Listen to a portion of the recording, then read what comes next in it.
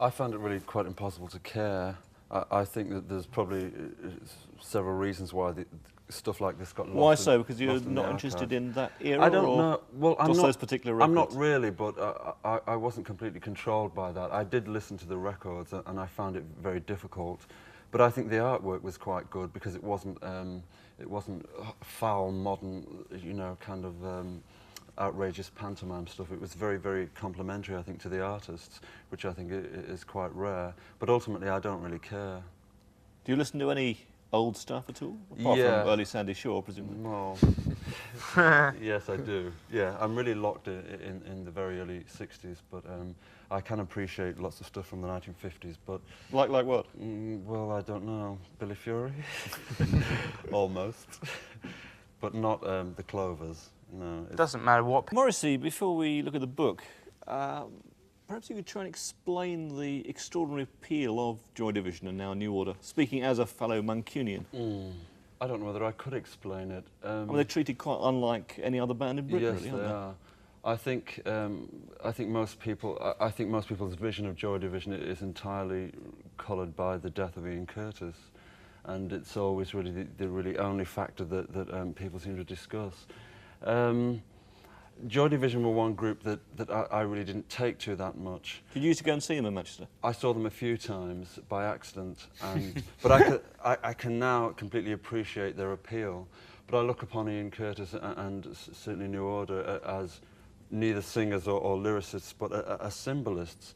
I think they were quite accurate, and they had the spirit of the times, but I think it was totally false. It was like people saying, well, yes, this is how life is, totally without emotion, which of course they weren't. And we are totally hard people, which of course they weren't. It was like this complete affectation of people wanting to be something that they weren't. I find it quite sad, but in a musical sense, I hear nothing whatsoever. But what about the book then? And does that sum up the people you saw in stage in Manchester? The book confused me. When it was straightforward, written in almost a diary fashion, I found it quite interesting. What about all those quotes from brief lectures and all this sort of strange stuff? Ostentatious, it was very, very boring. But ultimately, I would support, at the end of the day, I would support New Order and Joy Division. But with some confusion, I'll admit. George, I wouldn't imagine you as a Joy Division fan. Maybe I'm wrong. You might be wrong. I might be wrong.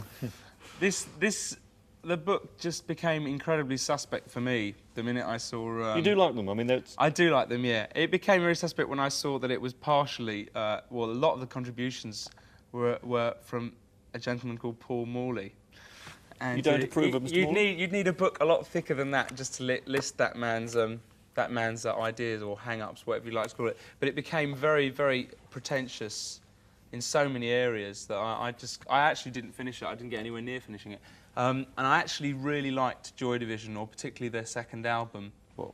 Closer? Closer. I thought Closer. The second side of Closer is one of my favourite albums. It's just beautiful. I mean, like, musically... 24 Hours, sounds like... I can't remember. There was The Eternal and...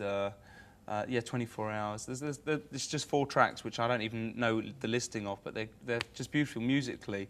I didn't actually see it. I thought their image, all the way through liking them, I thought their image was pretentious and contrived, and it did have very fascist elements to it.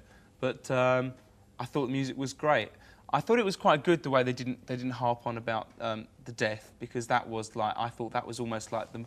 It could almost have been engineered. It was like awful. It was the way that they were elevated after Ian Curtis' death was really sick.